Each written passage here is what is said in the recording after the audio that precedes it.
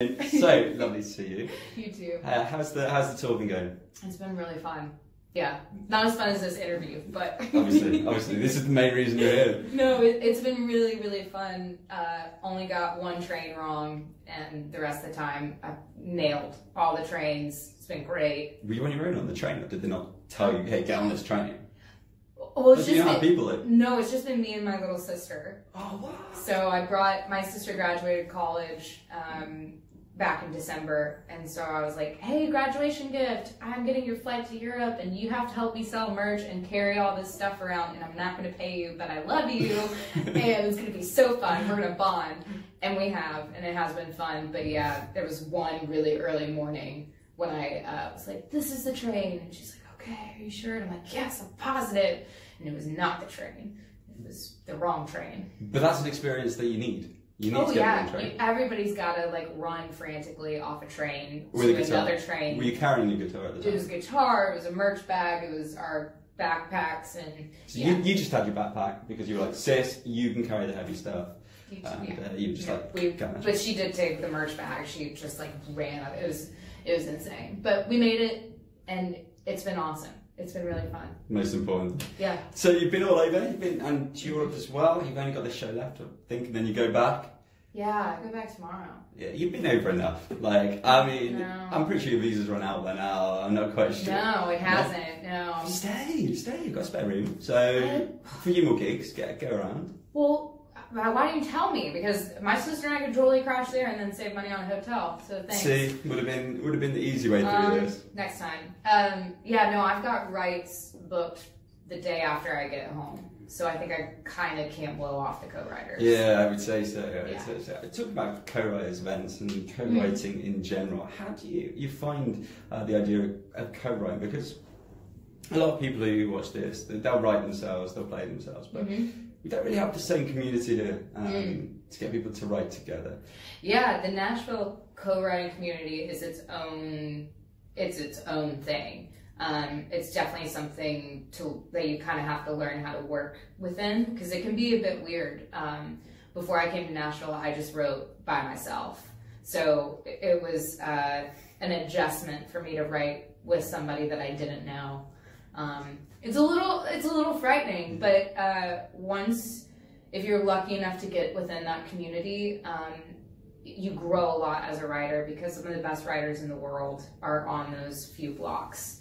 And I love it, and I've got like my group of people that I really love to write with all the time, and then there's still a huge long list of people in Nashville that I've never worked with before that I'm trying to work with and trying to add to my calendar. So it's fun. It's like kind of like dating sometimes when you do it for the first time with somebody you've never worked with. Sometimes it's like a really good first date, you really click, and then sometimes it's like, I don't know, maybe we need to try coffee again and see if it was just me that day, or if this just like doesn't go together. Do you find it, so songwriting in general is incredibly personal. It's like a very personal job to do. It depends. Oh, it depends. Yeah. I would have thought you always have to throw yourself into it. Oh no, we could write a song about, you know, that microphone that you couldn't make stand up straight. And doesn't have to be like yeah, it's in shot. I've done really well. You could write a song about anything, and it doesn't always have to be personal. We could write a song about something going on in your life that has nothing to do with me. But if I'm writing for myself, then yeah, it's going to be really personal. Yeah. So when you're writing, because I've listened to you a lot, and yeah, a lot of it's very personal, very nice, lovely tunes, and it works in the principle. Why I asked you though is I wouldn't be sure how to open myself up to others and to co-write or bring my stuff in and say, hey, it's quite difficult, surely.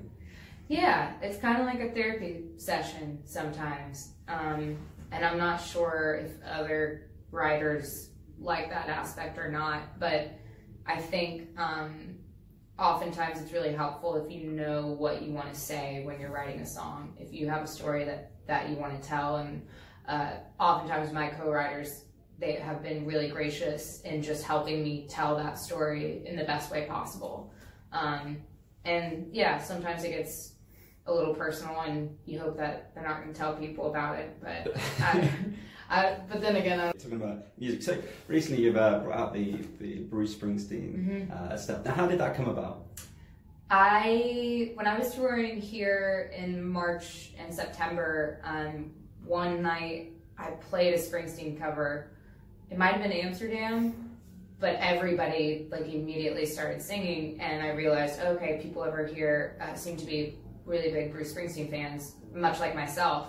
So I wanted to get new music out and have something out before this tour, and I figured getting Springsteen covers out was going to be easier than something off the new record. So I just went in and recorded them, and luckily my plan worked. And I've also wanted to record those 2 songs for a while anyway, so it was kind of a passion project. Yeah. And I'm just glad that I actually got to get it out, because sometimes that can be tough. First of all, I really enjoyed them. Like, my brother's a Springsteen fan. He was like, no, they're all right. And he's like one of those diehard Springsteen fans. And I was like, oh, okay, that's all right. That's great news. But yeah, so that must have been quite a big weight on your shoulders in a way to take on someone like the Boston and just think, yeah, I can do it better. I mean, I knew I was opening myself up for ridicule. So, like, I knew people will either hate this or they'll be like, okay, yeah, that's okay, that's good.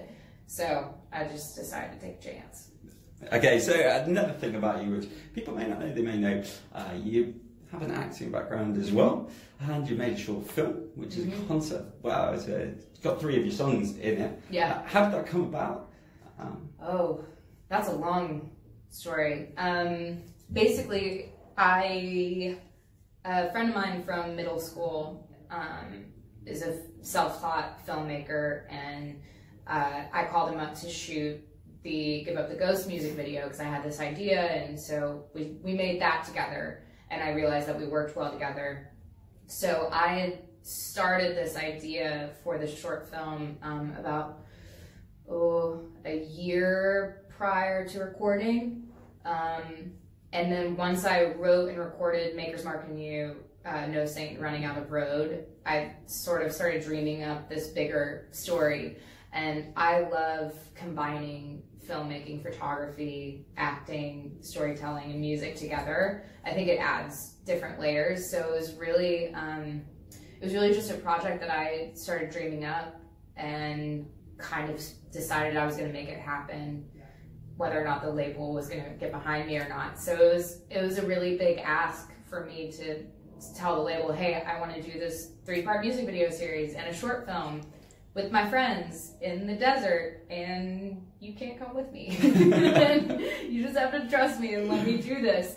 But shockingly, they said yes, which was really surprising, and I think they didn't really know what the hell I was doing. So luckily, when I came back and sort of let them see, they're like, oh, okay, wait, so it's like a bigger story. And I was like, yeah, we gotta go back and make the short film now. Yeah, so they let us go back. Next album can be a concept album, and you can bring out a feature. I mean, I would really like to do that. And bring me into it, just in case we're not quite sure. You can run the lights. Or sound, probably not the best either. Yeah, that's amazing. So, if you haven't watched that, definitely hit it up on YouTube earlier. Really, really enjoyable. Thank you. Yeah, fantastic. Another question that I like to ask, and it's a little bit about the thing that's sitting next to you. I don't think it's on the screen, but it's your guitar. Now, this guy? This little guy, this amazing guitar that you have there, how did you choose your guitar? I think it's something that often, I think, gets overlooked by people who just come and watch music. They don't understand that there's normally doors behind why you buy a guitar and how the feel is. So, do you have a story behind this guitar? Yes.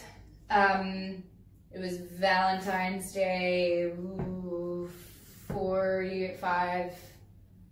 6 years ago. 12. Some number of years ago. I was moving into a new place outside of Nashville, and I had a show that evening, and the movers dropped my case and snapped the neck, because it was really cold, it was Valentine's Day, snapped the neck of my guitar. And I was heartbroken, because that was the first guitar I ever bought, and I had a show that night. So I ended up borrowing someone's guitar, and then I ended up getting this one from Gibson, and It's the only one that I've had since. The only guitar? I've got some electrics at home, but the only acoustic that I've had since. And so I've been playing this guitar basically like every day for the last, I don't know how many, 5 years or something like that. But it's a J45, and she's been good to me. She's been around the world now. I know. Which is fantastic. But yeah, it's a workhorse. Yeah, it's amazing. It's an amazing story. I love the guitars, love how it works. So now I shall move on to letting you talk about what you've got coming in the future and let everyone know what's about to happen. I don't know. Oh, great stuff. We're gonna find out. But working on the second album, so pre-production, recording, writing. I've got 2 music videos that will be out as soon as I'm done editing them for the Springsteen songs. Hopefully be back over here really soon. Yeah. This year. Let's get you back over. Yeah. And then just shows that have not been announced yet that will be. So yeah, just music, and hopefully come back and hang out really soon and just making art and stuff. Amazing, amazing. Thank you so much for sitting and chatting with me, and hopefully we'll see you back in the UK soon. Thank you. Cheers.